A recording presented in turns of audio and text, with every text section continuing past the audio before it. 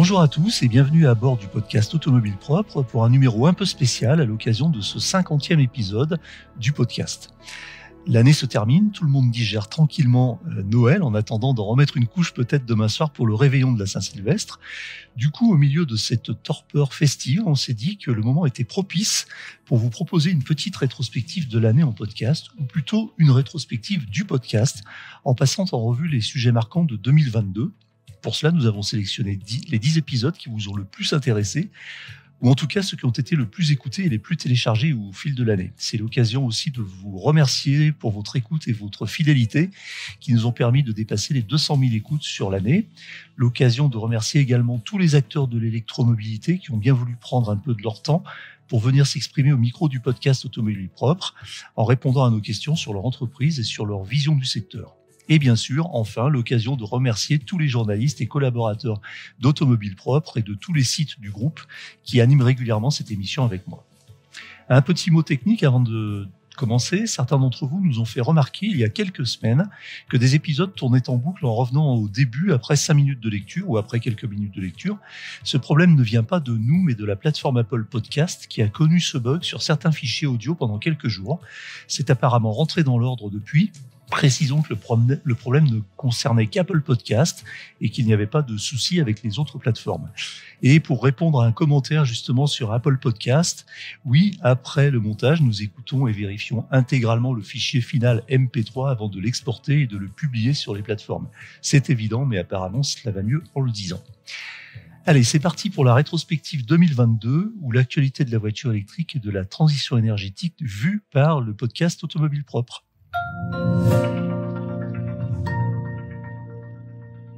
Le 28 janvier, nous nous demandions si les voitures électriques brûlaient plus souvent que les thermiques.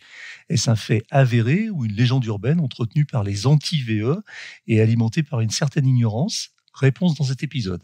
Les voitures électriques ne présenteraient pas de risque accru d'incendie par rapport aux voitures thermiques, et ce serait même l'inverse. Mika, tu peux nous éclairer sur ce sujet très sensible ? Oui, effectivement, il y a souvent une surreprésentation des incendies sur les voitures électriques. Par rapport, on ne parle pas systématiquement quand une voiture thermique qui brûle. Par contre, sur l'électrique, on a tendance à en parler, y compris sur Automobile Propre, avouons-le aussi. Mais au final, donc il y a un organisme américain qui s'appelle Auto Insurance et qui allait chercher un petit peu les statistiques du parc roulant américain. Donc, ils ont analysé plusieurs choses, dont le niveau de rappel des véhicules pour risque d'incendie. Donc, ils ont finalement constaté qu'entre l'électrique et le thermique, il y avait quand même beaucoup moins de rappels sur l'électrique. Bon, même si statistiquement, il y a quand même moins de véhicules électriques qui roulent que de thermiques. Et ils ont aussi remarqué que finalement le risque d'incendie n'était pas beaucoup plus élevé sur une thermique qu'une électrique.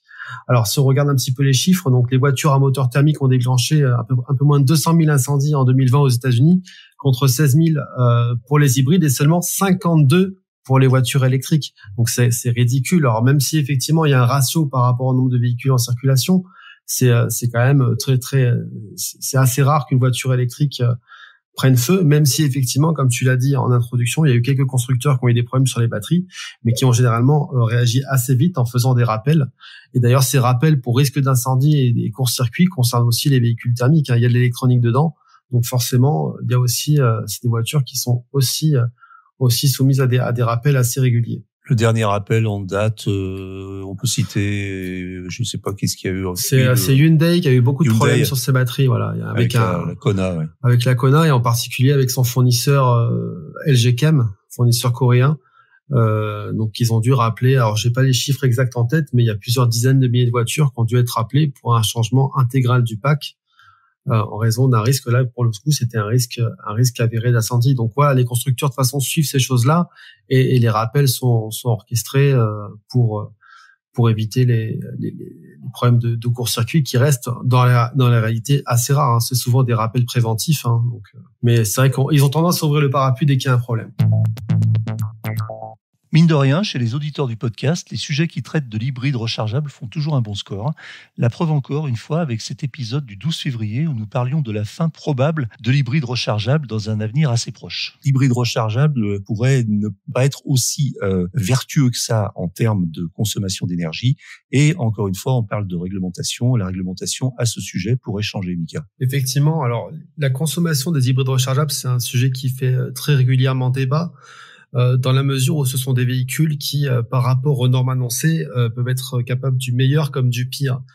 Je m'explique dans le sens où, en fait, les calculs de consommation aujourd'hui affichés par les constructeurs sont basés sur un cycle, donc le cycle WLTP, qui tient compte d'une forte part d'utilisation du mode électrique. Donc, de par la forte part d'utilisation du mode électrique, vous avez une consommation qui va descendre à souvent moins de 2 litres au 100 km.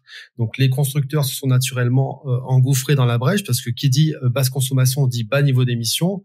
Bah forcément, pour eux, ça les intéresse parce que ça rentre dans des quotas CO2 qui sont très faibles. Et je te coupe, Mika, mais on va donner un exemple. Je suis toujours sidéré de voir que, par exemple, je sais pas, une très grosse voiture, une Porsche Panamera Turbo SE hybride de plus de 600 chevaux, est annoncée pour consommer aux alentours de 3 litres et demi au 100. Quoi. Ça paraît complètement. En fait, l'Europe a laissé avec cette norme WLTP une brèche et tous les constructeurs se sont engouffrés dedans. Donc aujourd'hui, il y a une avalanche de modèles hybrides rechargeables, essentiellement, notamment sur les segments les plus premium avec des choses qui sont surpuissantes. Et finalement, tout va bien. Et on voit que on peut citer l'exemple de ta Porsche, qui finalement est classée plus vertueuse qu'une petite Yaris hybride, par exemple. On voit un petit peu le ridicule de la situation. Alors, ça veut pas dire que les hybrides rechargeables sont mauvais. Ça veut dire juste pour qu'ils soient pertinents, il faut les recharger souvent.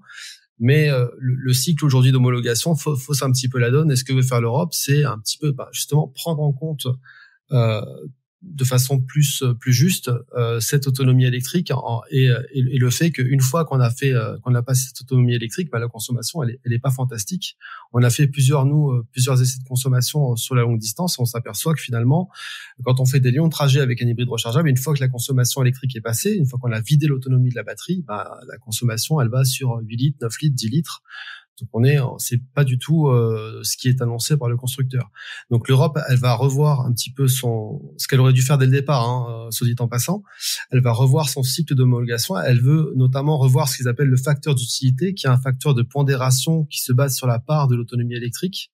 Donc il va être recalculé et justement on devrait arriver à des chiffres d'émissions et de consommation qui seront sans doute un peu plus juste. Alors, ce qu'il faut savoir, c'est que les constructeurs ont quand même un petit peu le temps, puisque on parle pas la révision ne devrait pas intervenir avant 2025, ce qui veut dire que ça laisse encore un petit peu de temps. Par contre, si c'est en place, ça va complètement changer la donne et il est pas impossible qu'on voit disparaître progressivement les hybrides rechargeables qui n'auront plus forcément d'intérêt en matière d'émissions de CO2 pour les constructeurs et du coup, ils iront se rabattre sur l'électrique. Le 24 mars, nous nous interrogions sur les intentions du président Macron pour favoriser le développement de la voiture électrique et sur son plan étonnant d'une voiture à 100 € par mois, qui ressemblait un peu à une promesse électorale. Mais était-ce vraiment le cas ?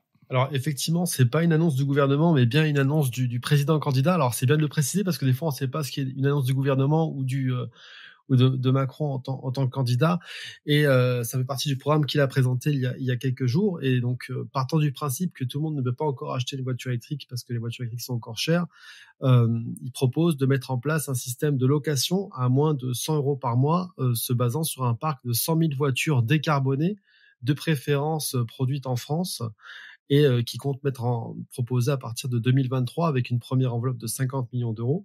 Donc c'est pas le gouvernement directement qui proposerait ce parc de voitures, mais en tout cas il financerait avec l'aide de constructeurs mais aussi de loueurs pour donner un petit peu accès à ces voitures électriques à prix réduit. Alors ce serait ciblé sur les ménages les plus modestes, donc il y aurait forcément des conditions de revenus comme on a aujourd'hui la prime à la casse qui dépend de ça. Et l'idée c'est de faciliter l'accès à la voiture électrique. Donc c'est pas le seul, en tout cas c'est pas le seul candidat à l'élection présidentielle à avoir cette idée-là, puisque Anne Hidalgo a aussi proposé un leasing social avec un modèle à peu près similaire. Et si on remonte encore plus loin, la proposition de financement voiture électrique à prix réduit, c'était déjà une idée qui avait émergé de la Convention citoyenne avec les propositions qui avaient été formulées en 2020. C'était suite à la crise des gilets jaunes sur le pouvoir d'achat. Donc finalement, c'est pas totalement nouveau. Mais encore une fois, on verra ce qui va venir de ça. Moi, la seule chose qui m'interroge, c'est qu'aujourd'hui, on veut proposer des voitures électriques à prix réduit, c'est très bien. Alors, il faudra qu'il parle aussi des bandes de recharge, parce qu'aujourd'hui, quelqu'un qui a pas forcément beaucoup de revenus, il habite pas dans une villa avec une possibilité de recharger sa voiture. Donc, faudra pas oublier cet aspect recharge à côté. C'est l'un des thèmes et des arguments favoris de ceux que l'on peut qualifier d'anti-VE.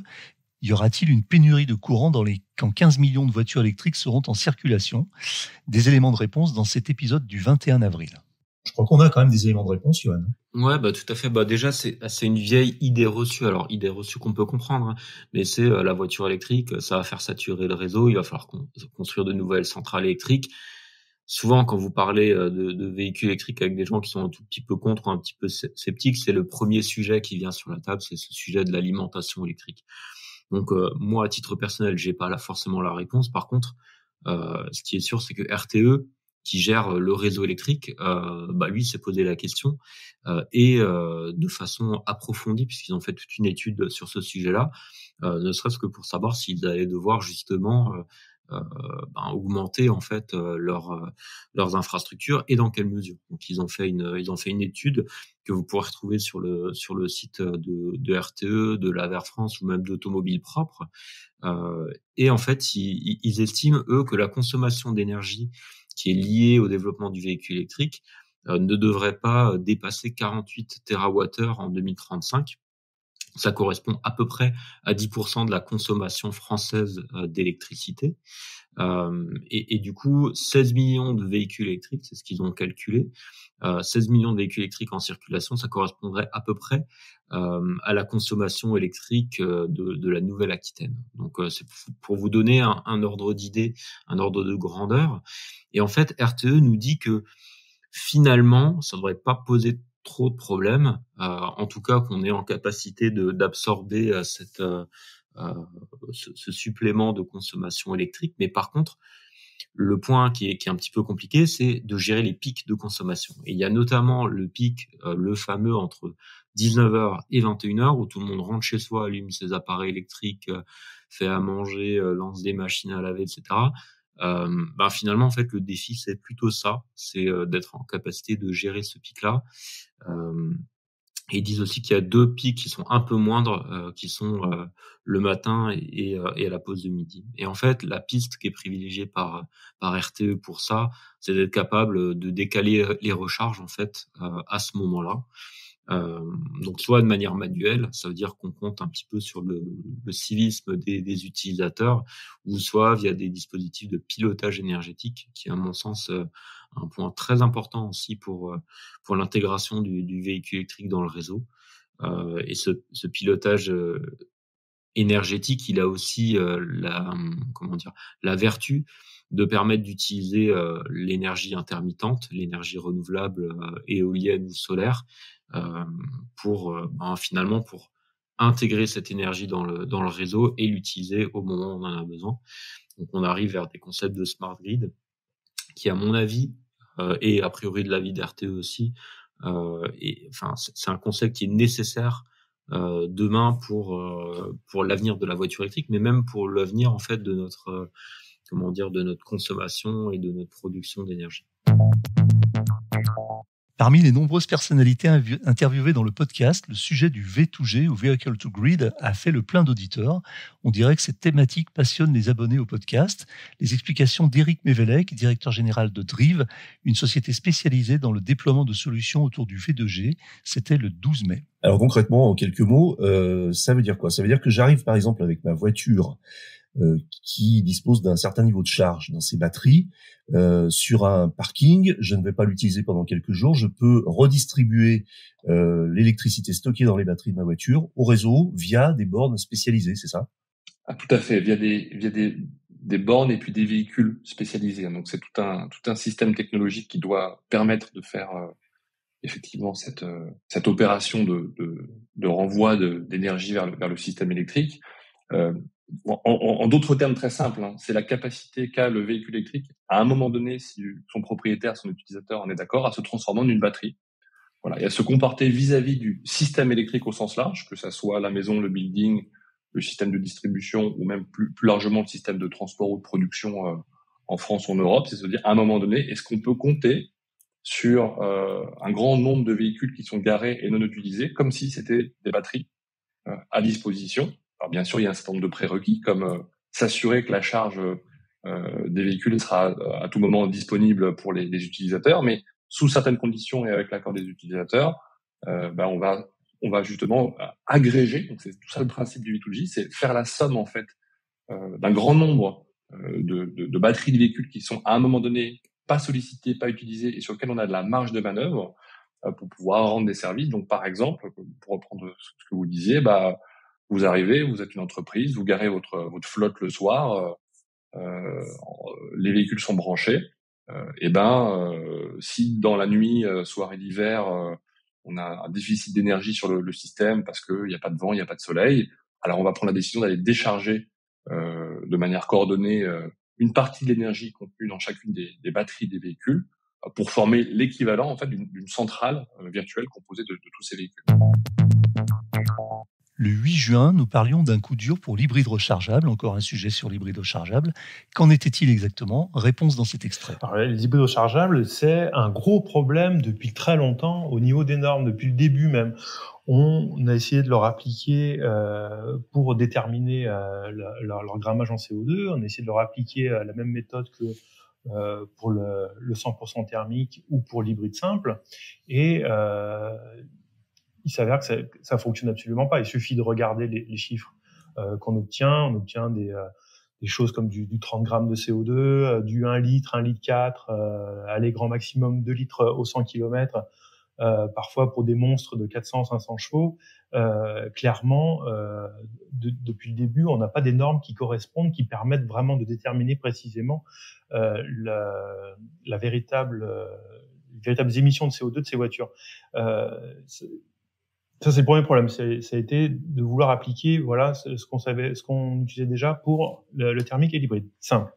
Deuxième problème, et ça, c'est quelque chose d'unique parmi tous les types de motorisation, c'est que l'hybride rechargeable dépend de la bonne volonté de son conducteur. C'est-à-dire que il peut choisir, après avoir acheté son hybride rechargeable, après avoir profité il y a quelques années possiblement d'un bonus ou d'une prime à la conversion, de se dire moi j'ai pas envie de brancher, j'ai pas payé de malus, ça me suffit, c'est trop pénible de brancher mon hybride rechargeable, je veux rouler qu'au thermique, et aujourd'hui strictement rien n'en l'empêche, et il aura profité d'aides, de toutes les aides à une certaine époque.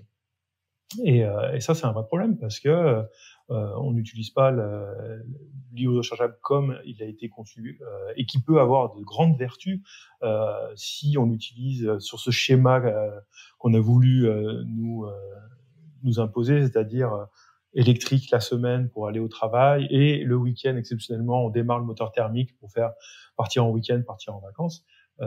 Mais visiblement, relativement peu de personnes s'y conforment, et en plus, avec justement cette volonté de pousser l'électrification par l'hybride rechargeable, on est arrivé à des flottes qui sont passées du diesel depuis des décennies à l'hybride rechargeable, avec des gens, des pros qui étaient très contents de leur diesel parce qu'ils avaient, c'était très agréable pour eux, et puis ils voyaient pas de problème. Puis du jour au lendemain, on leur impose un hybride rechargeable et ils ont pas envie de s'ennuyer avec la recharge. Et il y a des exemples. Moi, j'ai un exemple en tête d'un responsable de flotte à qui on retournait la voiture, l'hybride rechargeable faisait son cycle chez son client et revenait avec le câble pour recharger encore dans son blister plastique absolument pas ouvert.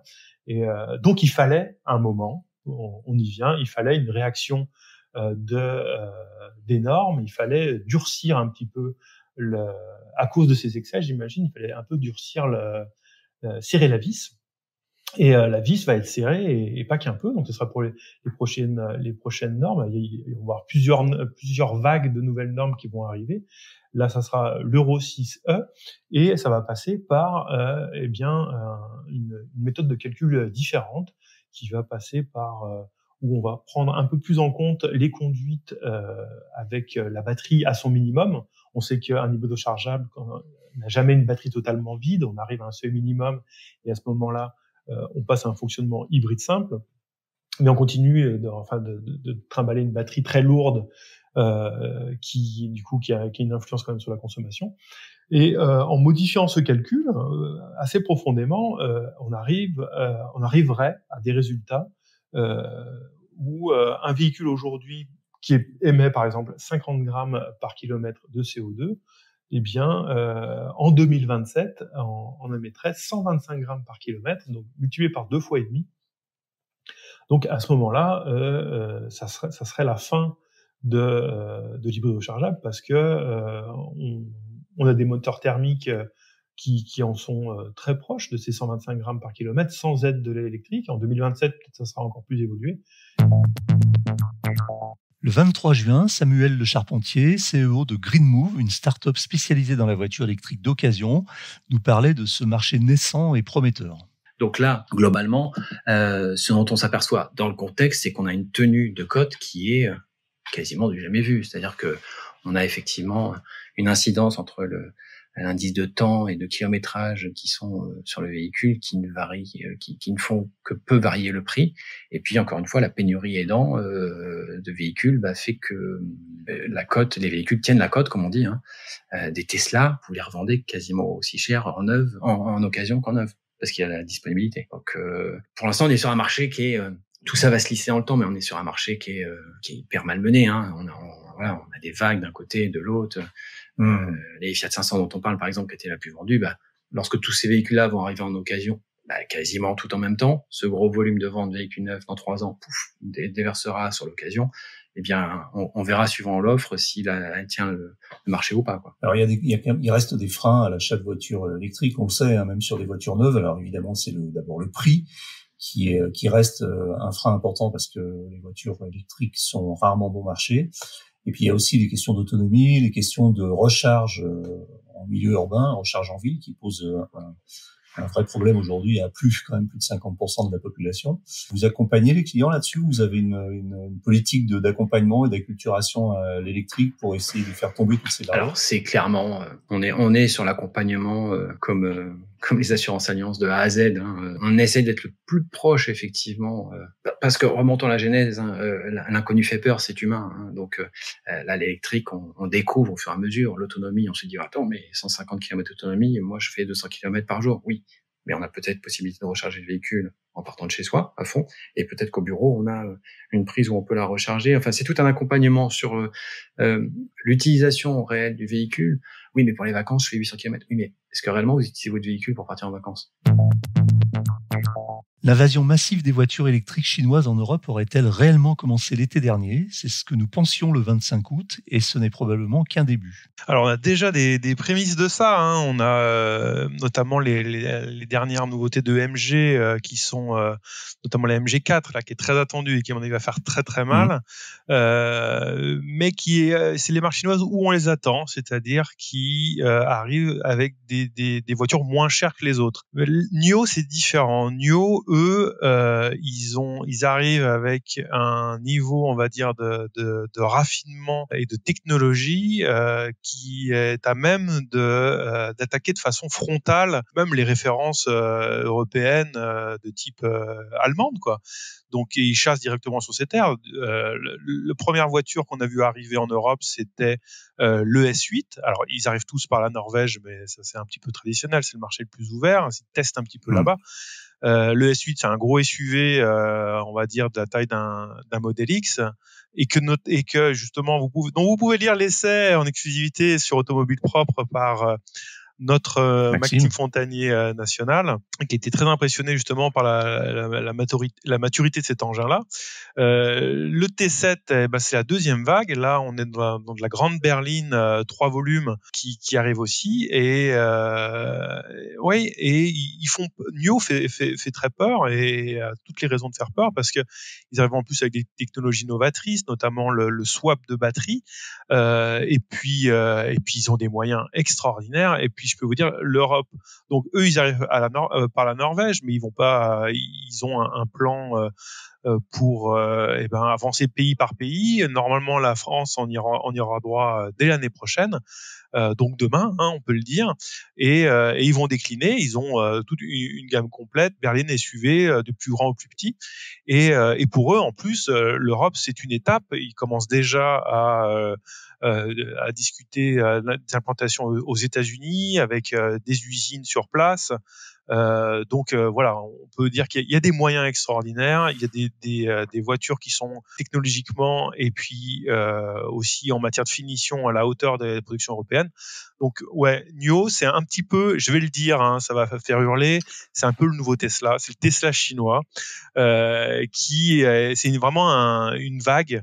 Et à mon avis, il faut regarder de près leur production parce que c'est un des grands noms demain au niveau mondial, ça c'est sûr. Avec la rentrée et les premiers signes de pénurie et d'énergie chère, une question légitime était sur les lèvres de tous les électromobilistes. Pourra-t-on recharger librement sa voiture électrique en hiver ? Quelques éléments de réponse à réécouter dans cet épisode du 9 septembre et à remettre en perspective avec la période actuelle. Oui, alors finalement, ça rejoint un peu le sujet d'avant. La question, elle provoque un peu, car là aussi, c'est peut-être aussi pour un petit peu attiser les anti-véhicules électriques. Car est-ce que vraiment on va recharger librement ? On a une crainte qui est sérieuse de blackout. En fait, c'est un sujet qui revient souvent à la rentrée. C'est est-ce qu'on aura assez d'électricité cet hiver ? Ça fait plusieurs années que je lis ça, un petit peu aussi, pour reprendre un terme que tu as utilisé avant, un côté putaclic. Mais voilà, cette année, la question est un peu plus légitime. Mais bon, non, je pense qu'on pourra toujours recharger librement son véhicule à la maison. Alors oui, il y a des craintes sur certaines tranches horaires. On les connaît, c'est le matin, à peu près 6h, 8h, et puis surtout le soir, quand tout le monde rentre chez soi, à l'heure de la débauche. Mais le propriétaire de véhicules électriques qui recharge à domicile, et une très large majorité des recharges se font à domicile, mais elles se font aussi la nuit. Donc la nuit, il peut pas y avoir de blackout, enfin, même s'il peut y avoir aussi des blackouts ciblés par quartier pour faire aussi un peu une alternance si vraiment il n'y a pas assez d'électricité pour tous. Et en plein cœur de la nuit, il y a peu de risques. Donc voilà, ce qu'il faudra faire vraiment si ça menace, c'est bien programmer une recharge de son véhicule au cœur de la nuit. En plus, il y a l'avantage pour ceux qui ont un contrat alors pleine heure creuse de recharger moins cher, mais bon, souvent les propriétaires de véhicules électriques n'ont pas attendu d'entendre ça dans le podcast pour y penser, quoi.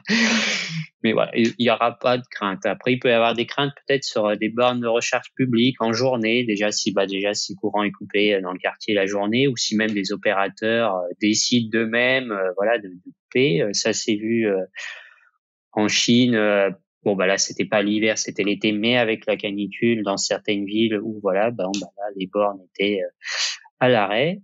Et puis on voit aussi en France, je fais le rapprochement avec ce qu'on voit depuis quelques jours, par exemple des piscines qui ferment parce que l'électricité est trop chère. Mais bon, je doute qu'on se retrouve avec des batteries à plat en plein cœur de l'hiver. Enfin, dernier sujet à succès, celui des particules fines possiblement émises par les voitures électriques. Mais de quoi parle-t-on exactement ? Réponse dans ce numéro du 23 septembre. Est-ce que les voitures électriques n'émettent réellement aucune particule fine ?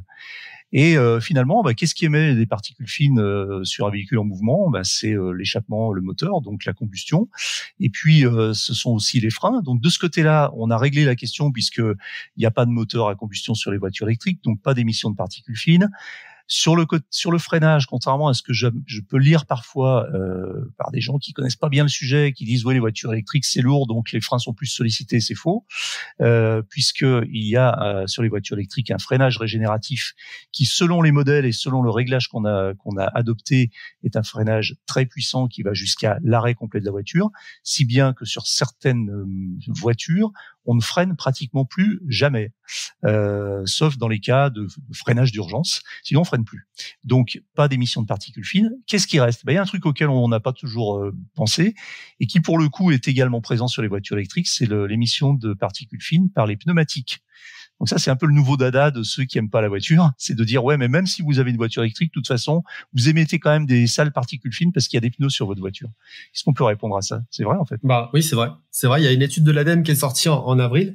Et effectivement, donc il y a deux côtés sur la voiture électrique. Donc effectivement, le frein régénératif fait que les particules émises par les freins sont vraiment minimes. Elles représentent que 3% des particules émises par une voiture électrique contre 25% pour un véhicule thermique. À l'inverse, et ça c'est en raison du poids des véhicules liés aux batteries, avec des pneumatiques qui sont généralement plus larges, la part de particules sur une voiture électrique pèse 61% du total, contre 47% pour un véhicule thermique. Et sur les pneumatiques. Sur les pneumatiques. Et après, il y a aussi ce qu'ils appellent la remise en suspension des particules lorsque la voiture passe.